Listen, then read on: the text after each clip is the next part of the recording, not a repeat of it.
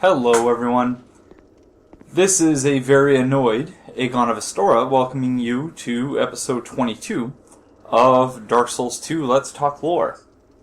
And I'm very annoyed because I just recorded what was the final episode of the series, and though the audio recorded okay, by the time I finished recording the video, I clicked the stop button, only to find that though my Hauppauge HD PVR2 Gaming Edition was recording the whole time, usually it will have under the stop button a counter showing how large the file size had become and a counter showing how much time you've been recording. I had been recording about an hour and 10 minutes, and the file size, strangely enough, rather than being in the gigabytes, was listed as 0 megabytes. So, though I was recording the whole time, according to the HD PVR, I was not, in fact, recording at all. So, rather than letting the hour of commentary go to waste and trying to re-record the episode with a different build, this is a different Aegon of Astora build that you're looking at here, as evidenced by the blue longsword. Rather than attempting to re-record the audio for the episode, what I'm going to try and do is re-record the video and match the commentary to the video that I am re-recording. So for that reason, a lot of the stuff in the episode, there may not be a one-to-one relationship between the commentary and what is happening on the screen. And the reason for that is that I'm going to try my best to match the commentary that I had recorded to video that I am now going to record, and hopefully that the HD PVR will actually capture this time. So I apologize profusely for that, and I hope that I'm able to at least make sense of the commentary that I had recorded by capturing footage that somewhat closely relates to that which I'm recording on the screen. So I will turn it over to myself of about an hour and a half ago when I was not so frustrated. After I defeat the Ivory King, because I was not recording audio for that portion. So, yeah, I hope you enjoy, despite the obvious issues, and it's kind of fitting, I suppose, that I went through almost an entire series without having encountered any issues with the recording, notwithstanding the quality issues in episodes 16 through 20. But yeah, I suppose it were bound to happen sooner or later, and it's a good thing in that it got me to, reminded me that when I start recording Bloodborne, I need to be much more vigilant about making sure that what I'm recording is actually being recorded. So, I hope you enjoy the episode, and I will see you in Bloodborne. Bye-bye.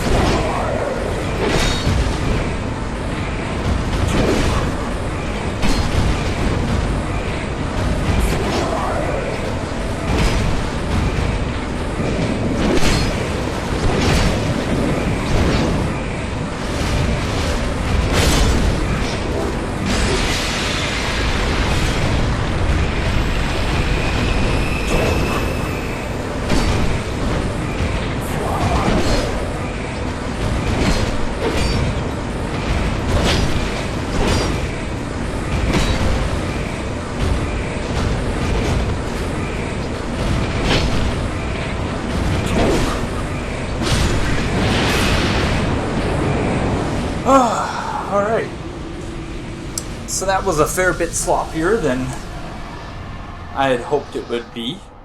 But second try, not bad. That time you will have noticed that perhaps due to the sloppiness, the 3 portals got locked before the Ivory King actually made his way to the old chaos, or came to face us rather. And yeah, we were able to defeat him on our second try. So not bad. It wasn't the prettiest, but at least we did it. So now we'll examine Crown of the Ivory King. Faint heat lingers in the ancient crown.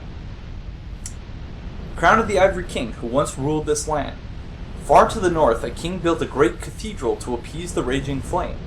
But when he sensed the degradation of his soul, he left without a word, leaving everything to Alsana, who had, unbeknownst, found a place at his side. But these were events of long ago, and today no one even remembers the king's name. So we have a few more items whose descriptions we need to read, but we will do that after we get a little bit more dialogue from Alsana.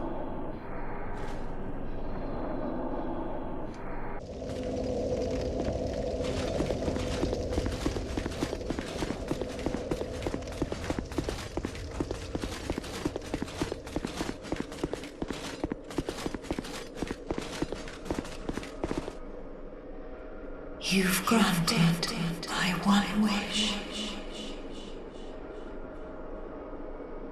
Now, I have no regrets. I was born amidst the dark. Long ago, in the depths of the abyss, my father perished. The dark shattered into tiny pieces, one of which was me. How frightened I was. A frail thing, born from but a splinter of dark. I felt that I might simply disappear. I am, in fact, the incarnation of my father's fears. I saw that the king of this land was strong. I sought him only to sustain myself, to smother my fears. Now, I realize that he may have known all along. I was born of fear, and my Lord provided comfort. And so, here I remain, heiress to my Lord's wishes, watching over chaos. Until the end of time.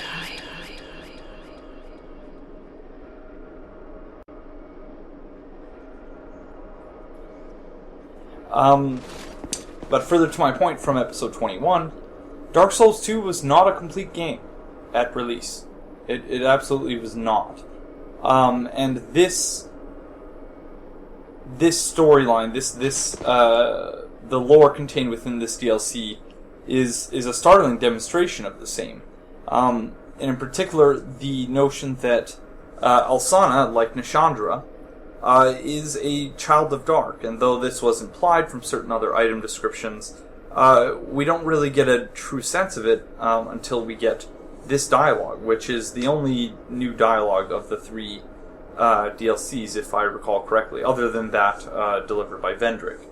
That when Manus died in the Abyss at the hands of the Chosen Undead in Dark Souls 1, he split into fragments, one of which was Nashandra, the reincarnation of Manus' desire, and Alsana, the reincarnation of Manus' fears.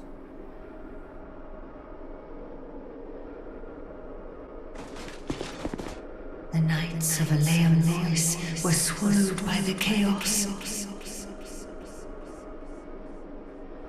where their souls still remain. I pray for their deliverance. Okay, so she's referring to the souls of the ads that we were fighting in the boss fight. The burnt Knights of Ilium Lois, the ones who followed the Ivory King into the Old Chaos. And she's doing so in terms of a hint.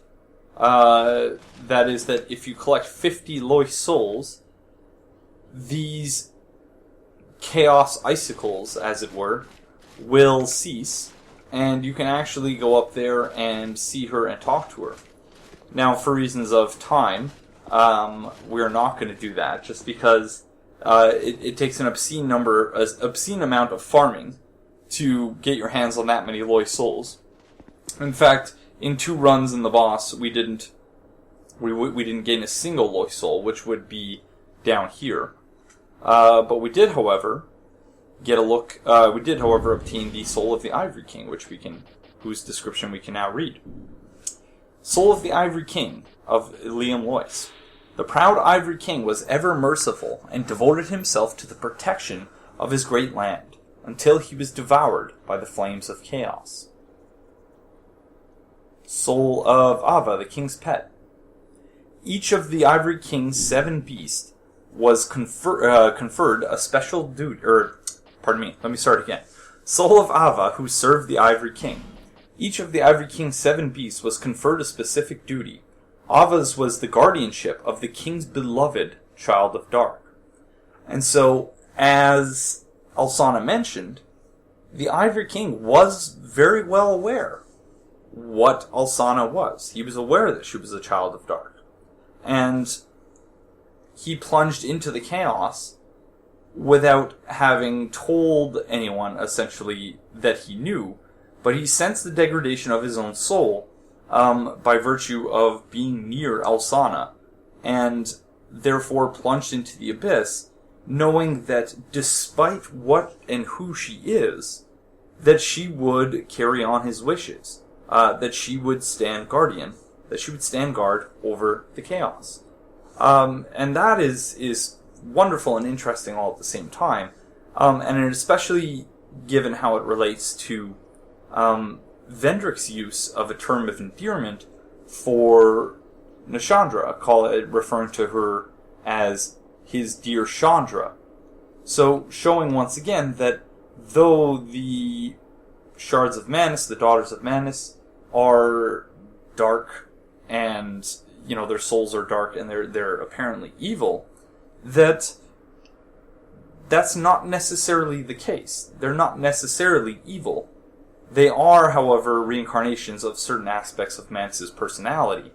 And in the case of Nashandra, despite her insatiable lust for power, for a worthy vessel, as I believe Vendrick puts it, he still had feelings for Nashandra. And these feelings persisted long after he knew what it was she was after and the fact that she was manipulating him.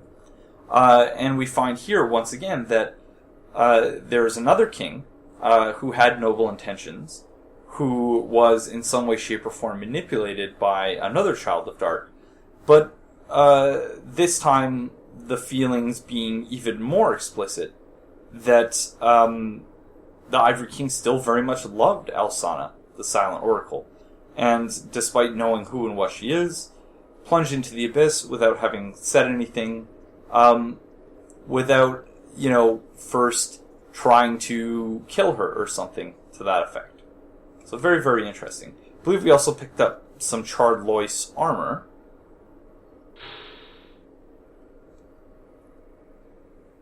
Charred armor of the Knights of Lois, burned black by flame.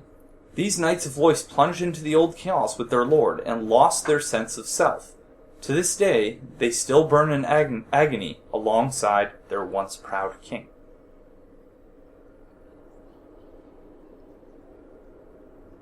And so the rest of the pieces also have the same description. So, once again, very interesting. And though we won't find the occasion to get up there and actually say hello to Alsana face to face, because it requires an enormous amount of time farming that I unfortunately do not have. Suffice it to say that, yeah, some very interesting lore-related stuff going on here that does a wonderful job of tying together some of the things that were missing in the base game.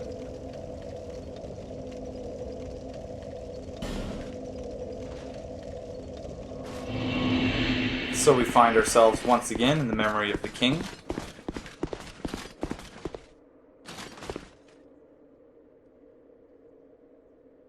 One day fire will fade, and dark will become a curse.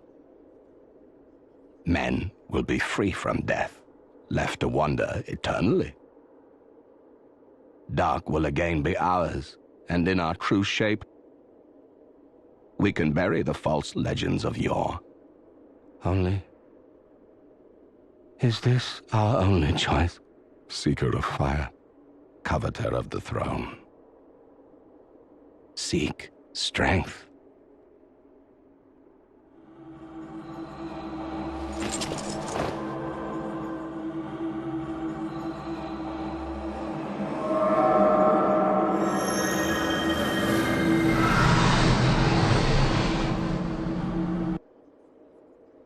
The rest will follow.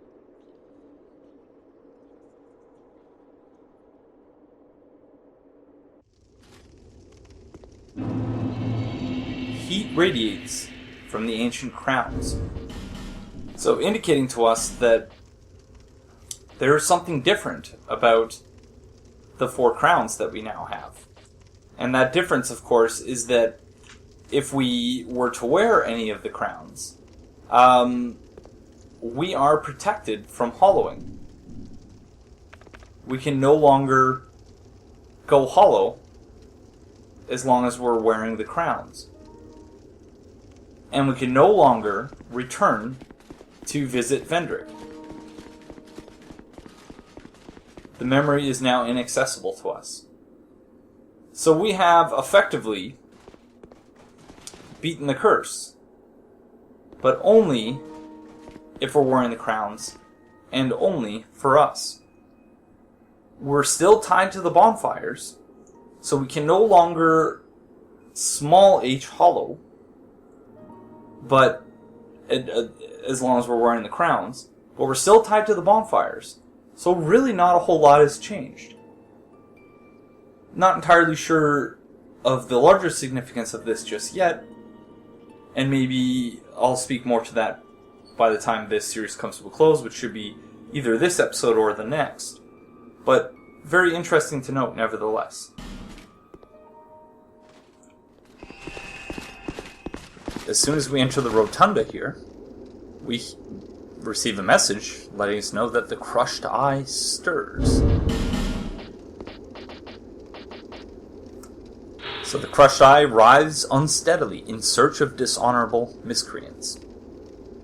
So it would seem that this is our dishonorable miscreant.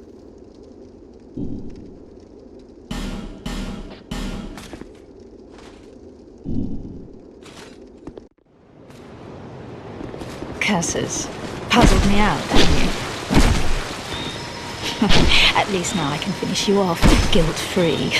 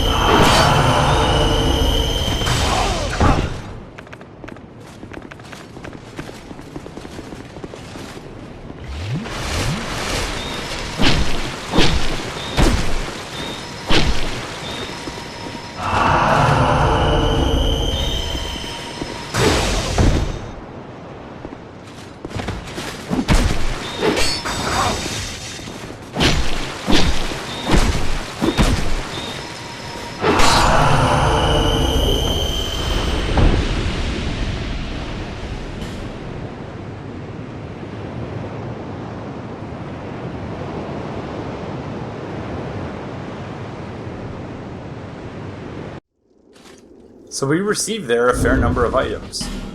So let me try and remember all the ones that we've received. A stone which rotates the medulla rotunda. Insert into the central pillar to align the rotunda with a different passageway. Nothing magical about it, but a fine feat of engineering. So, nothing magical or spiritual about it, seeing as Licia of Lindelt made it seem as though this was something that ran only on miracles, that the rotunda would only respond to faith, but in fact it's just a key.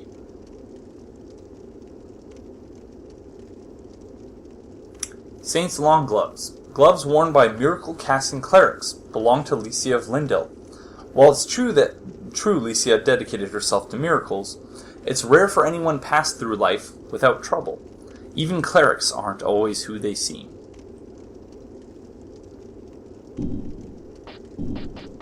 Idol's Chime, sacred chime of Licia of Lindelt, a catalyst for miracles and hexes. In any town there will be a few folk with unusual urges. They either endeavor to resist these urges or act upon them out of the view of others. The world is not so welcoming. They may bear their souls true. And I believe that's all that we receive from her. So, interesting mostly just as a demonstration of the linkages between worlds. And that now that we've defeated her in her world, the link between ours and hers no longer persists. She isn't here. That isn't necessarily to say that she's dead, but that in some way we have severed the connection that allowed her to appear in our world.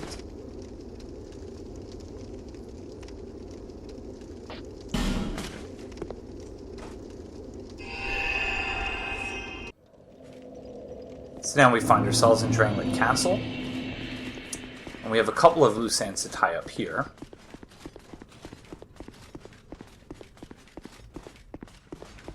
The first being that Nashandra is now absent. Recall that she was there before we met Vendrick, after we met Vendrick, and then after we spoke with the Ancient Dragon, or what appeared to be the Ancient Dragon. But now that we've obtained, after having sent us to the Forest of Fallen Giants, to speak with, or to, I believe she implored us to seek the forest where those wretched giants slumber. We've obtained the Ashen Mist Heart, and she's no longer there. So she is... The reason for that is that she is awaiting us at the Throne of Want. Because it would appear that we are her worthy vessel that Vendrick mentioned. That she is going to kill us, use the Ashen Mist Heart, and gain access to the Throne of Want. So the second bit of loose ends that we need to tie up was we need to say hello to the Milfanito in distress.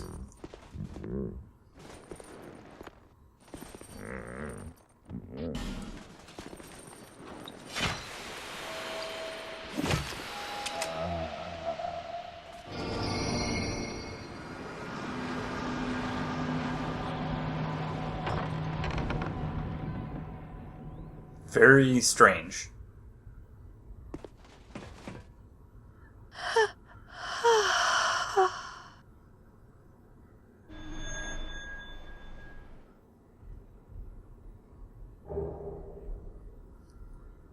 So we've received the Ring of the Dead. Ring of the Dead. The wearer of this ring appears human, even when hollow. They say that in the undead crypt, we can reacquaint ourselves with the dead. We all suffer loss, and none of us can escape death. Then what is the fascination with reclaiming that which has already passed into the beyond? Another item description ending with a question.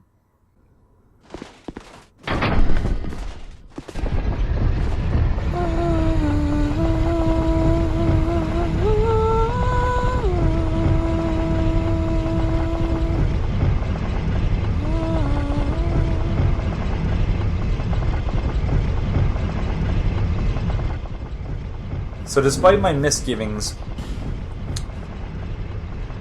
about there being a Milfinito in distress in this game, that part haunts me every single time. That's the only time you hear the Milfinito singing as you're descending the elevator. And yes, not entirely sure what to make of it, but it is incredibly creepy.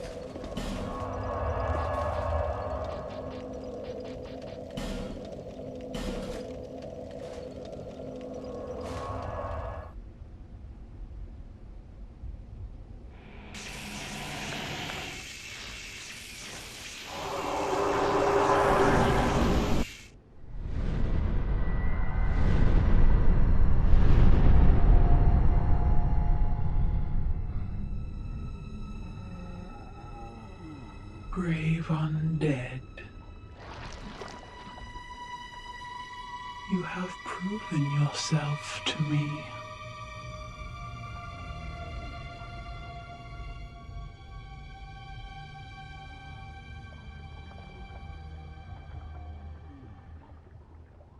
Now, be one with the dog.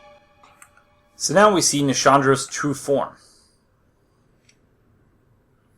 And that the woman we were talking to near the central Castle Dranglake bonfire was not Nashandra's true form. What we saw was presumably the form that she presented to Vendrick.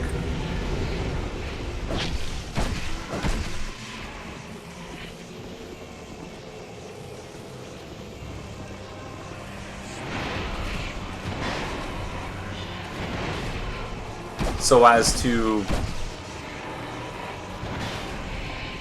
get him to do her bidding.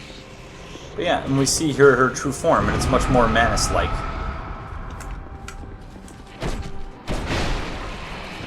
Than that of her other form, of course.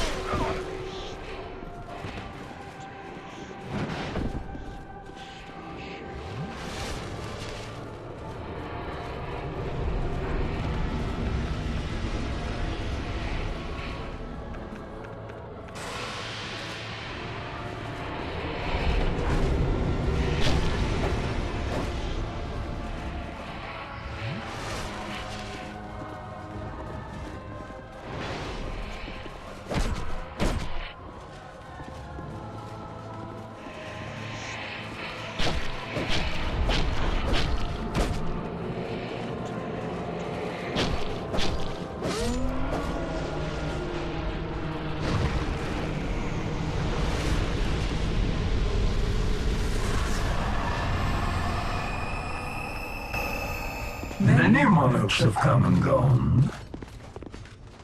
One drowned in poison, another succumbed to flame. Still another slumbers in the realm of ice. Not one of them stood here, as you do now. You, conqueror of adversities. Give us your answer. So he refers, of course, there to the Old Iron King, the Ivory King, and the Sunken King.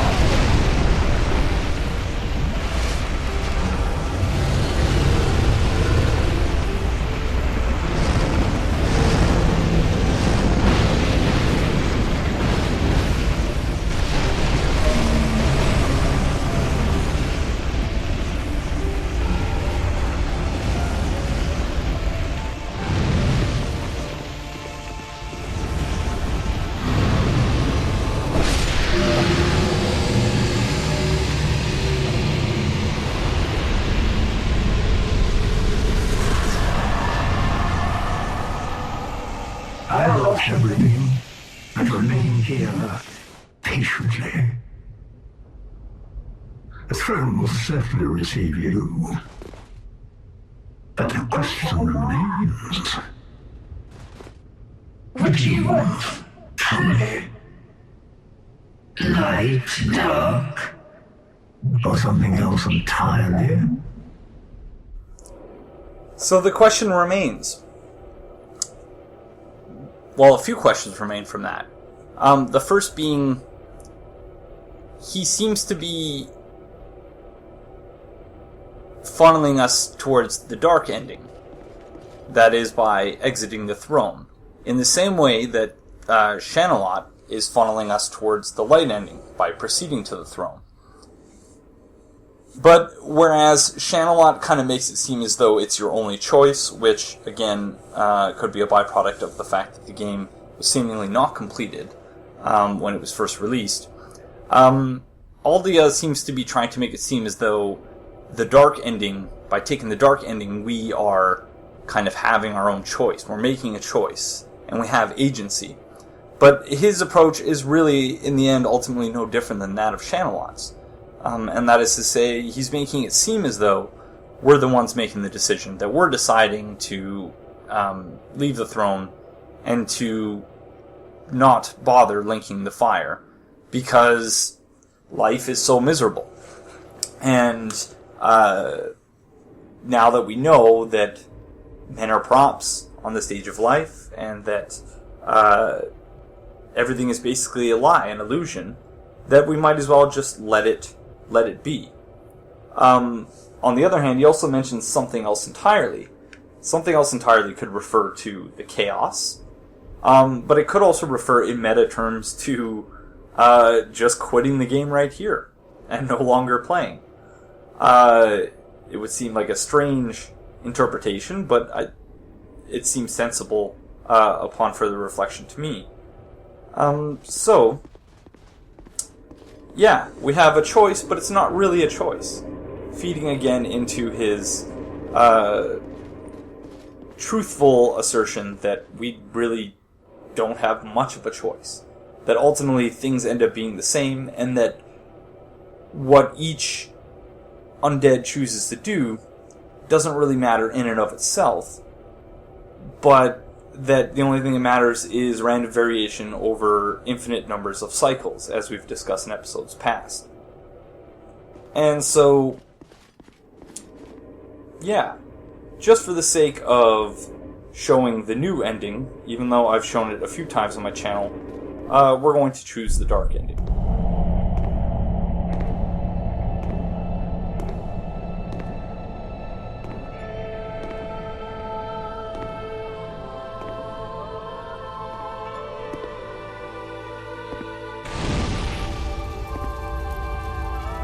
There is no path.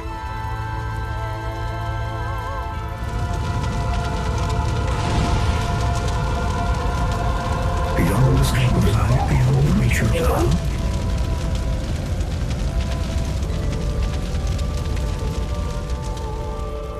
One could possibly await us.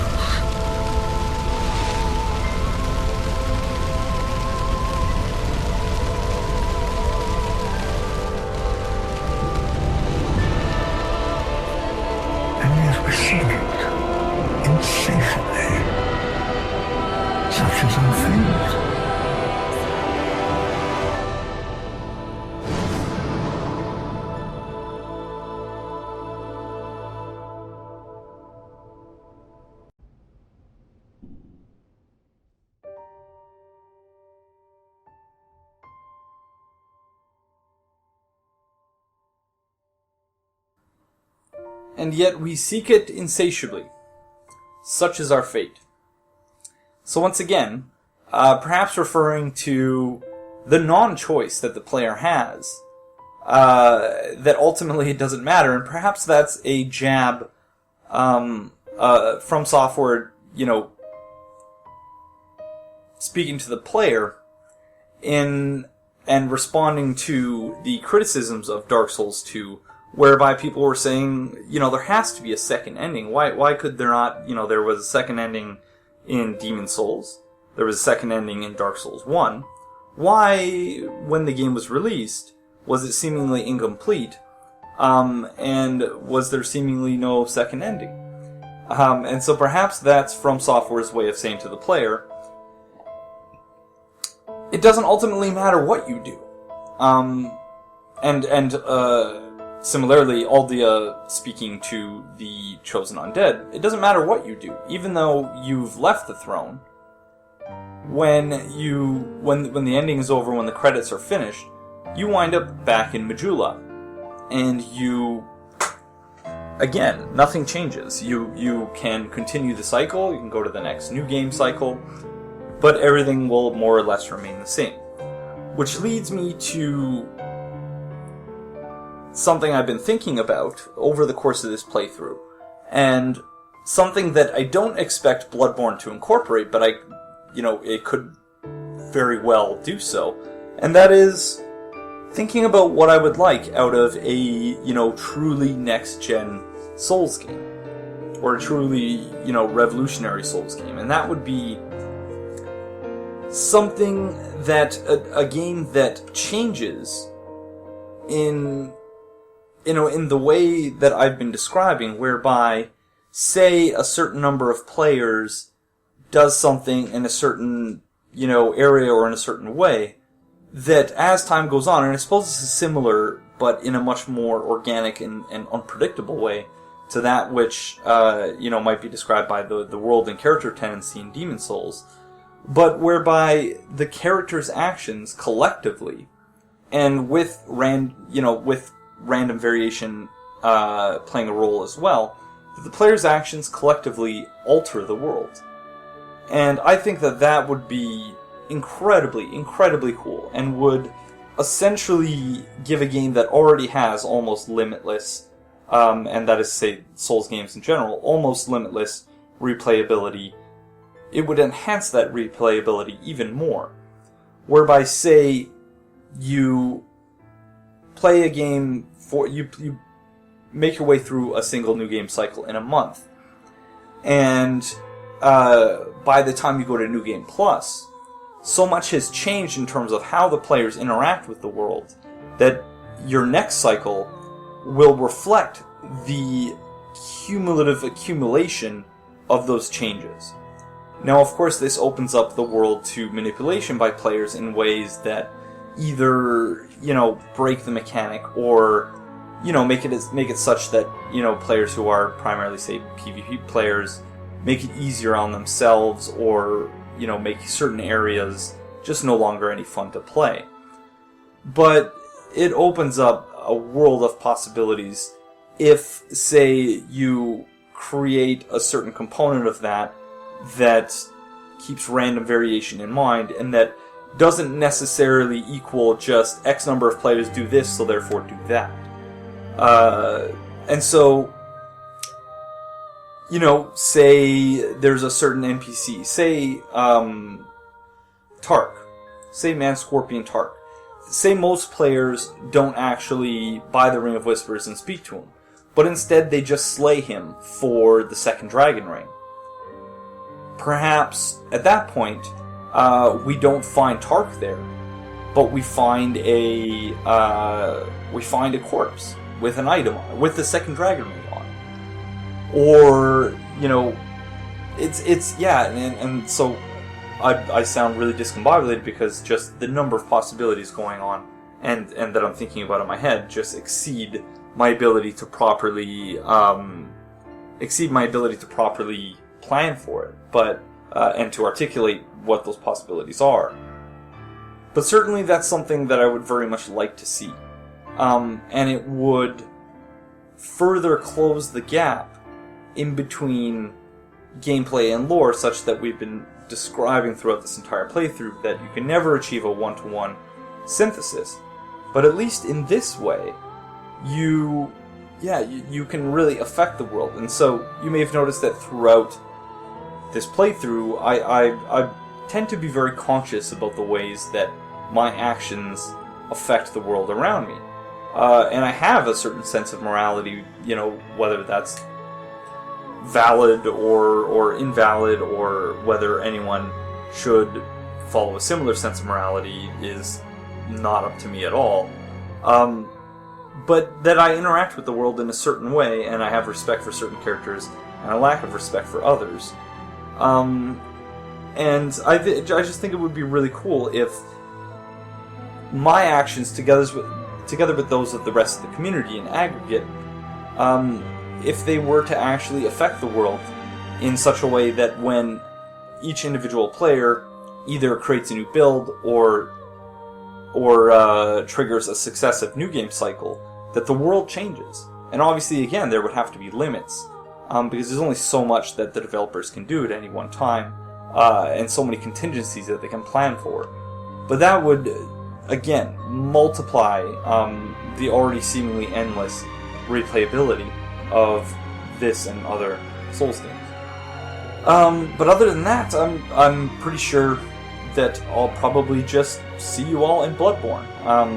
Day one, I'm going to start recording a blind playthrough, whereby I go through the game. I have ordered the guide, so it won't be completely blind, and that is to say, if I get hopelessly stuck at any one point in the game, then, yeah, I will likely just, rather than beating my head against the wall for a long time, I'll probably just check out the guide for the purposes of not being stuck for a number of episodes in a row. But we'll see how that goes.